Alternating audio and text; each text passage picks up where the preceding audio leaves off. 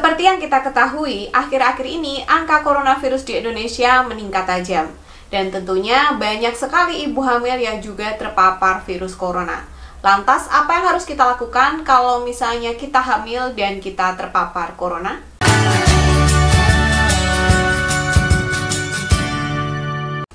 Selamat datang di Kriwil Life, ngobrolin kesehatan bareng aku, Bidan Kriwil. Hari ini kita akan ngomongin virus corona pada ibu hamil.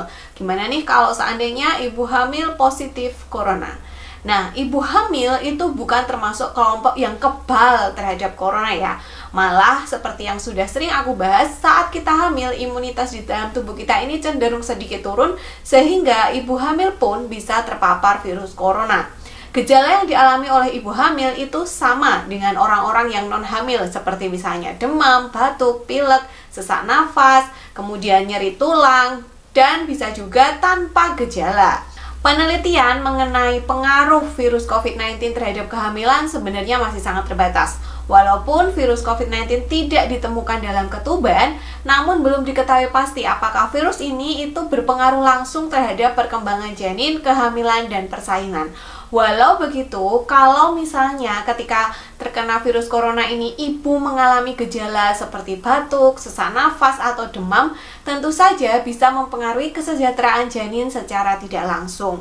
Nah, oleh karena itu, kalau misalnya kalian lagi hamil, terus kira-kira kalian itu habis kontak dengan pasien yang positif corona, atau misalnya kalian memiliki gejala-gejala yang mengarah terhadap corona, ya sebaiknya lakukan pemeriksaan. Bisa lakukan pemeriksaan antigen atau PCR. Kenapa? Karena semakin dini kita tahu kalau oke, aku positif COVID, maka semakin besar pula chance kita untuk sembuh. Karena semakin dini diketahui kan semakin dini juga nih perawatan dan pengobatannya. Jangan sampai sudah terlambat, saturasinya sudah turun, kita baru berobat. Kalau misalnya kalian mengalami keluhan yang kira-kira kok kayaknya curiga ke COVID ya, misalnya kayak demam, batuk, terus tenggorokannya sakit, nyeri telan, mual, muntah, diare, terus sesak nafas, hilang indera penciumannya, atau kalian habis kontak dengan orang yang positif COVID, sebaiknya memang melakukan pemeriksaan. Nah, terus kapan nih kita harus periksa? Sebenarnya memang ada jendela waktunya ya. Kalau misalnya kita periksanya terlalu dini, misalnya sekarang habis kontak nih dengan orang positif, terus kita langsung tes, itu tentu aja hasilnya masih negatif, Bu. Jadi, sebaiknya memang diperhatikan jendela waktunya, baik itu untuk PCR atau untuk tes antigen. Kalau misalnya kalian mau PCR, itu sebaiknya dilakukan 8 hari setelah kalian kontak dengan orang yang positif COVID, atau 3-5 hari setelah muncul gejala COVID-19. Kalau untuk tes swab antigen sebaiknya 5 hari setelah terpapar atau melakukan kontak, dan 1-5 hari setelah muncul gejala COVID-19. Kalau misalnya kalian nggak ada gejala, maka dianggapnya dari waktu terpapar gitu. Misalnya hari ini terpapar orang yang positif, berarti 8 hari lagi kalian tes PCR, atau 5 hari lagi kalian tes antigen, seperti itu. Nah, kalau misalnya hasilnya positif, apa nih yang harus dilakukan? Yang pertama adalah silakan lapor ke puskesmas terdekat dan melakukan telemedicine kalau misalnya ada keluhan gitu. Apalagi kita sedang hamil, tentu aja kita tidak boleh mengkonsumsi obat dengan sembarangan. Kita mungkin tahu ya, ada tuh yang beredar di sosial media atau di WA group, obat-obat ini nih yang digunakan kalau misalnya kita lagi isoman untuk menyembuhkan dari COVID misalnya. Tapi perlu diingat, ketika kita hamil, apa yang kita konsumsi itu bisa masuk ke janin melalui plasenta. Oleh karena itu, sebaiknya obat yang kita konsumsi itu memang rekomendasi dokter atas saran dokter gitu. Jadi jangan swamedikasi atau mengobati diri sendiri kalau lagi hamil. Salah-salah, dosisnya salah, malah berbahaya bagi janin gitu. Jadi silakan lapor ke puskesmas. Biar apa? Biar mereka melakukan pemantauan, biar mereka melakukan tracing siapa sih yang habis ketemu sama kita gitu, supaya mengurangi nih angka kejadian COVID, dan kita juga menyumbang tuh di kurvanya biar ketahuan, oh ternyata grafiknya memang masih naik, seperti itu. Jangan sampai orang-orang tuh lengah karena grafiknya tuh kayaknya nggak naik atau menurun, tapi semu karena banyak yang nggak lapor. terus melakukan telemedicine supaya kita bisa mendapatkan pengobatan yang tepat, terutama kalau misalnya kita ada gejala.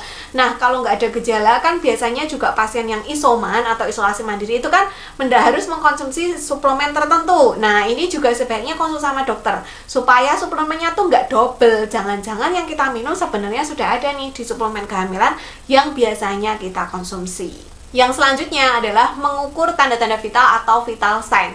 Yang perlu diperhatikan di sini adalah frekuensi nafas, nadi, suhu, saturasi oksigen atau kadar oksigen di dalam aliran darah, kemudian tensi. Kalau misalnya punya tensi yang digital boleh, tapi kalau enggak ya enggak wajib juga sih.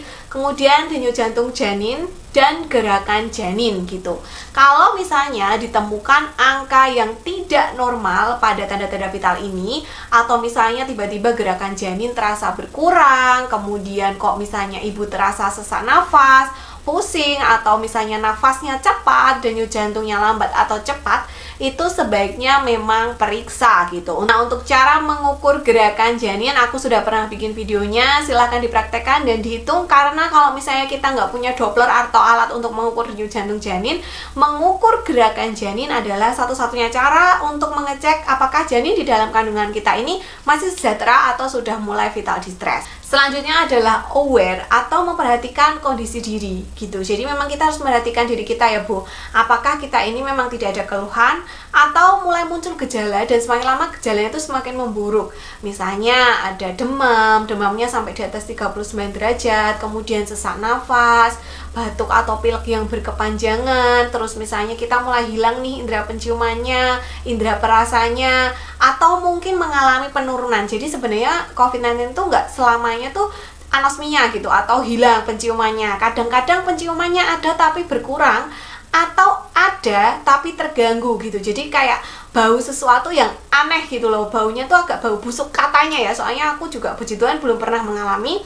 Kemudian ada juga yang sesak nafas seperti itu, atau sekarang juga ada yang mengalami ruam-ruam gitu. Nah, ketika kita mengalami gejala seperti itu dan misalnya gejalanya itu semakin parah, kayak misalnya kita sampai sesak nafas, nafasnya megap-megap, saturasinya di bawah 95, gerakan janinnya berkurang, kontraksi, perdarahan gitu, silahkan segera untuk periksa gitu ya. Jadi jangan ditunda-tunda, jangan nanti-nanti gitu.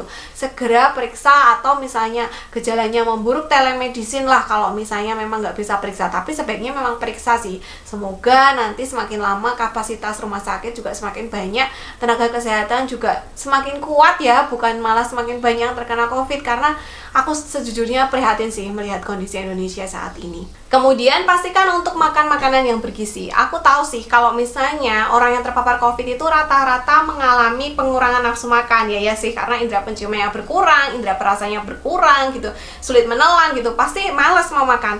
Tapi perlu diingat bahwa kita bisa memerangi virus COVID-19 ini ya kalau misalnya ada nutrisi yang cukup masuk ke dalam tubuh kita gitu. Jadi usahakan tetap makan makanan yang bergizi, makan sedikit tapi sering. Kemudian bisa juga konsumsi suplemen yang meningkatkan imunitas tubuh, suplemen yang mengandung vitamin C, vitamin D, zinc. Nah, untuk suplemen ini sebaiknya konsultasi dengan dokter supaya nggak double-double sama suplemen kehamilan yang mungkin sudah kalian konsumsi terlebih dahulu gitu. Dan jangan lupa juga silahkan tanyakan sama dokter apakah perlu dilakukan pemeriksaan laboratorium atau enggak gitu. Kalau misalnya dokter mengatakan oke, perlu cek ini, ya silahkan cek gitu. Jadi memang ketika hamil dan terpapar coronavirus, sebaiknya kita tetap keep in touch sama dokter gitu. Jadi supaya kehamilan kita ini juga terpantau. Nah, yang terakhir adalah perhatikan posisi tidur. Jadi ketika kita terpapar coronavirus, biasanya memang banyak yang mengalami sesak nafas atau penurunan saturasi. Nah, oleh karena itu sebaiknya ibu hamil sangat memperhatikan posisi tidur supaya aliran oksigenasi yang ke janin itu juga lancar gitu ya. Mungkin ada yang pernah tahu posisi proning ya yang dilakukan untuk meningkatkan oksigenasi ketika terpapar coronavirus tapi tidak punya akses oksigen. Nah, untuk ibu hamil, proning ini harus dilakukan dalam pengawasan dokter atau bidan. Karena kan ada yang posisinya tuh kayak mengkurep gitu loh. Nah, kalau misalnya mengkurep tanpa pengawasan dokter atau bidan, salah-salah malah nanti oksigenasi ke janinnya terhambat gitu.